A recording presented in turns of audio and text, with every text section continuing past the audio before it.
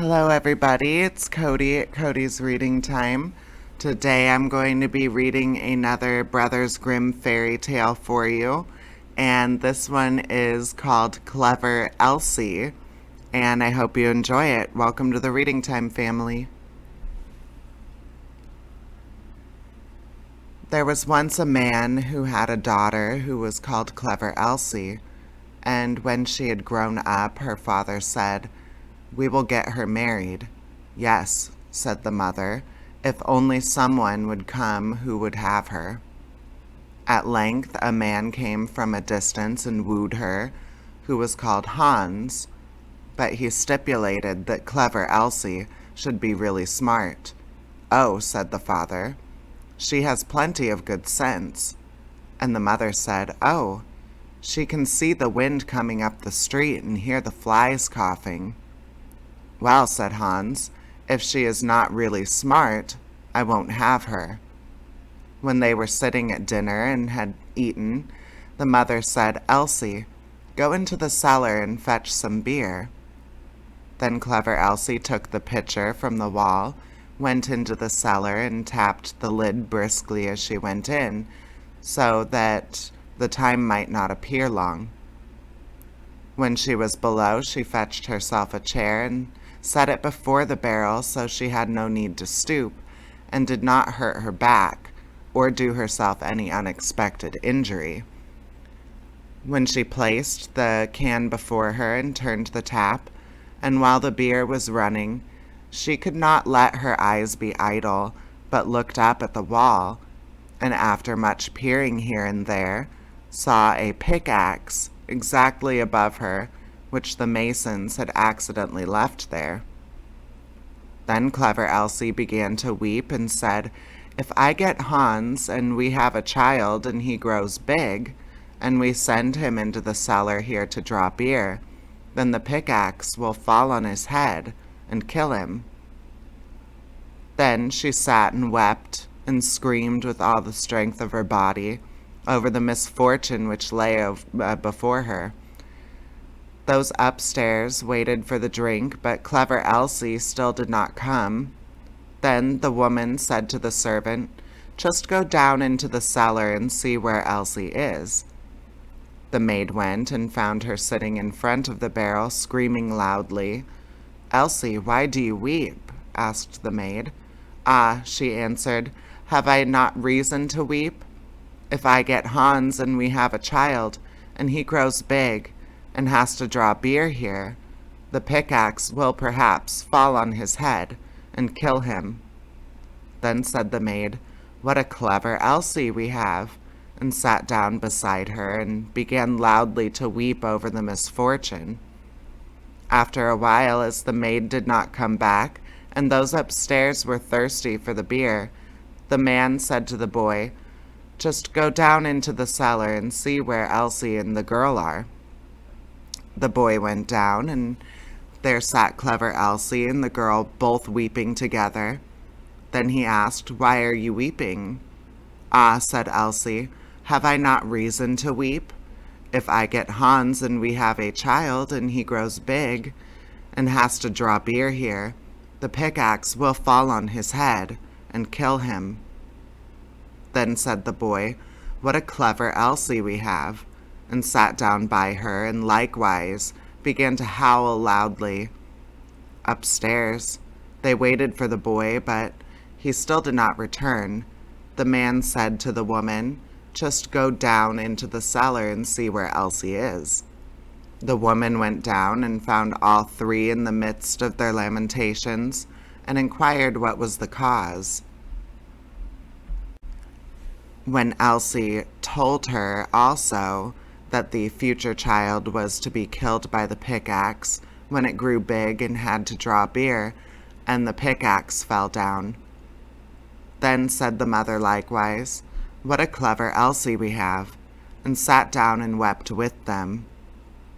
The man upstairs waited a short time, but as his wife did not come back and his thirst grew ever greater, he said, "I must go into the cellar myself and see where Elsie is."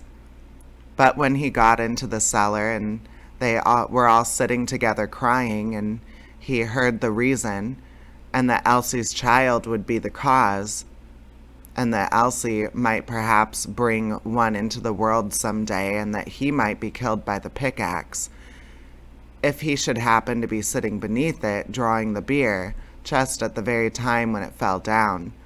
He cried, "Oh, what a clever Elsie!" and sat down and likewise wept with them.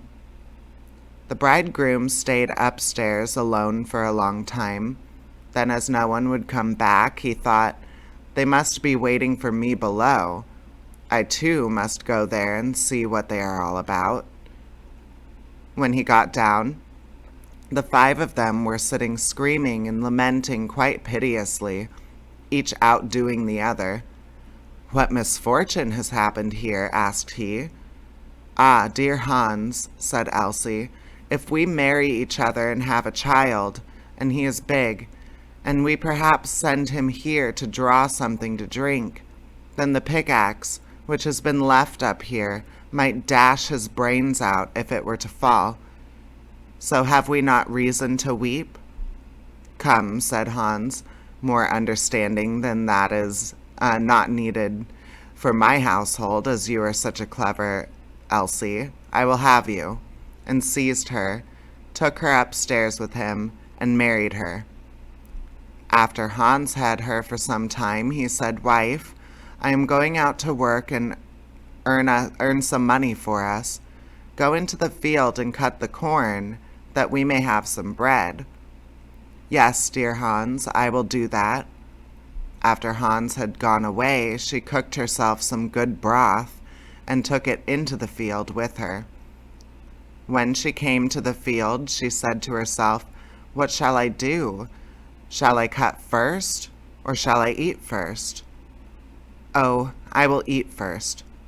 Then she drank her cup of broth, and when she was fully satisfied, said once more, "What shall I do? Shall I cut first, or shall I sleep first? I will sleep first." Then she lay down among the corn and fell asleep. Hans had been at home for a long time, but Elsie did not come, and then he said, "What a clever Elsie I have. She is so industrious that she does not come home even to eat." But when evening came and she still stayed away, Hans went out to see what she had cut, but nothing was cut, and she was lying among the corn asleep. Then Hans hastened home and brought a fowler's net with little bells and hung it around her, and she still went on sleeping. Then he ran home, shut the house door, and sat in his chair and worked. At length, when it was quite dark, clever Elsie awoke, and when she got up, there was a jingling all around her, and the bells rang at each step that she took. Then she was alarmed and became uncertain whether she really was clever Elsie or not, and said, "Is it I, or is it not I?" But she knew not what answer to make of this, and stood for a time in doubt. At length she thought, "I will go home and ask if it be I, or if it not be I. They will be sure to know." She ran to the door of her house, but it was shut. Then she knocked at the window and cried, "Hans, is Elsie within?" "Yes," answered Hans, "she is within." Hereupon she was terrified and said, "Ah, heavens, then it is not I," and went to another door. But when the people heard the jingling of the bells, they would not open it, and she could get nowhere. Then she ran out of the village, and no one has seen her since. And that is the end of Clever Elsie. I hope you enjoyed that one. Please feel free to check out all the other stories that I have on my channel. I upload new content every single day. I'm just busy and industrious reading here. All right, take care, everybody. Bye-bye.